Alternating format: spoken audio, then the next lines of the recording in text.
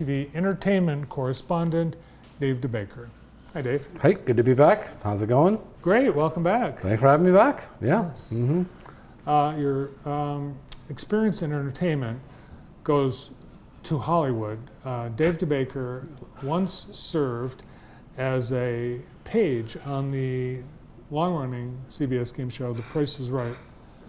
And Dave, this summer, I got some bad news. Yeah. The Price is Right is leaving Television City. Oh, and really? The Bob Barker studio. Wow, really? Yes. Wow, that is huge. Mm-hmm. Did they say why? Yes. Well, several years ago, CBS actually sold Television City. Oh. And I'm out of the loop. See, I'm not a very good entertainment correspondent. I didn't know any of this. well, Yeah. they've kept it quiet. Mm-hmm. So they've been renting the studio, but Oh. now the owners want to do something else with the studio, still entertainment and studio Yeah. related. But while they do that, they had to make some changes. And The Price is Right is moving to a brand new studio in Glendale. So it won't be in Hollywood anymore. It's in Glendale. Glendale. Wow, that would have made a much better commute for me though, because I lived in Burbank, so that would have been a much better commute. Yeah, wow, that's mind blowing to me because like that. I was only there for a brief time. I was there for like 9 months, I think total, or something like that. But that studio was that was the studio. I mean, that was Carol Burnett's studio. Yeah. That was, I believe, I Love Lucy. But my memory's fuzzy there. Maybe not I Love Lucy was there, but like there was. That was like a television royalty, that studio that it was in, and it was such an honor to be a part of that studio, to have some time in there and sort of be a person in there in that cog. So it was great. It was great. And as everybody says, it always looks smaller than you thought. So I'm fascinated by that. It's going to go out to Glendale. It's amazing. Yeah, I'm really anxious to see how they claim that it's going to look a lot like it does now. I don't think they're recreating all the games. I think they're throwing them up in trucks and taking them there. Yeah. There was a big storage unit back there where all the games were backstage, and it was weird. Sometimes I'd be working on a different show or whatever, and you just walk by and you just see all those like Plinko, all these games that are just embedded into your head, and you just see them just like hanging out backstage. Like I want to go up to them and play them, but I never wanted to get fired, so I didn't touch them. Yeah. Mm-hmm.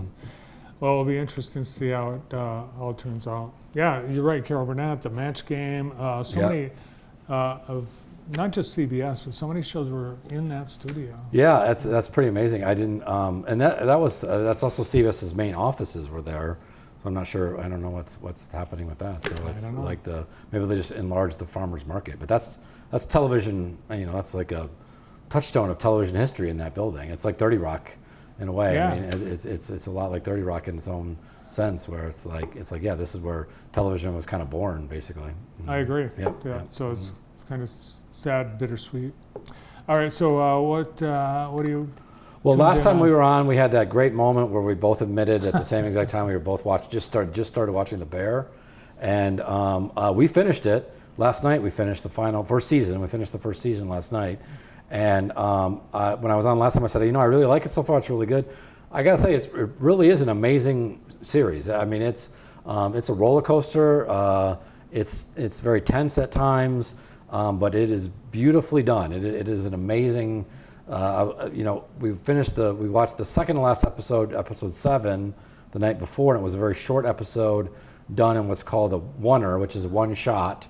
Whole 20-minute episode done in one take. Really? Yeah, and it's very tense and very stressed, and was done.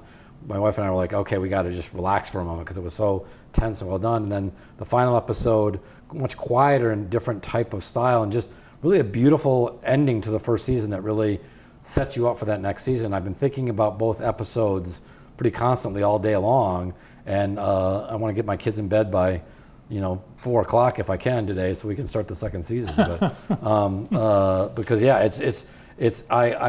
hype. If you're first hearing about it from me, and you trust me, watch it definitely. It's a great show. It's just I think it's got something for everybody in it. And if you've heard about it, you're like, I don't know if it's that good. It is. It's definitely that good. Yeah. Well, I trust your taste, and we've followed some of your recommendations, and you've been spot on. Yeah. Yeah, it's the acting in it is amazing. The writing in it, the direct. It's like every single aspect of the show was on point. Everything is done perfectly. It's just you're every episode you care about those characters a little bit more.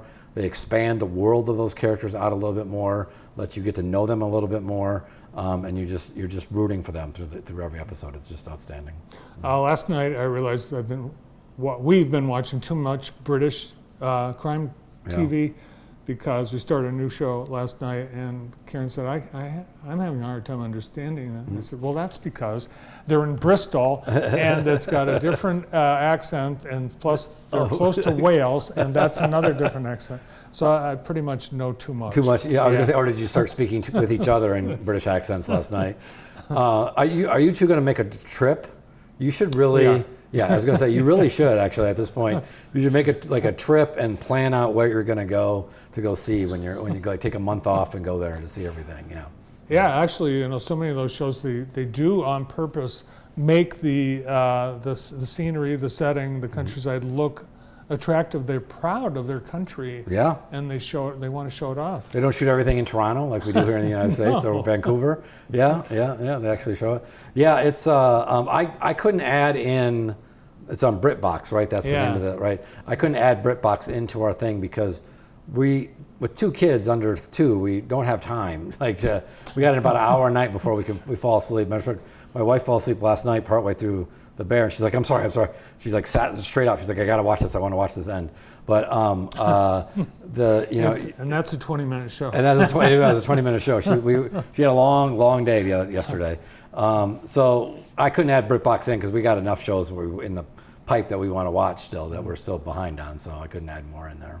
Yeah, our limit is 44 minutes because after that, then one of us falls asleep, and I can't say which one, but it's not me. Yeah, I mean, sometimes it's my wife and sometimes it's me. It's typically her though. She's the one. I know not to lay down. I know I do not lay down because if I lay down, I'm out. That's it. I'm done. So that's the rule in my house. So now with this writer's strike, now the actors they're joining it's gonna be, picket line. Yeah.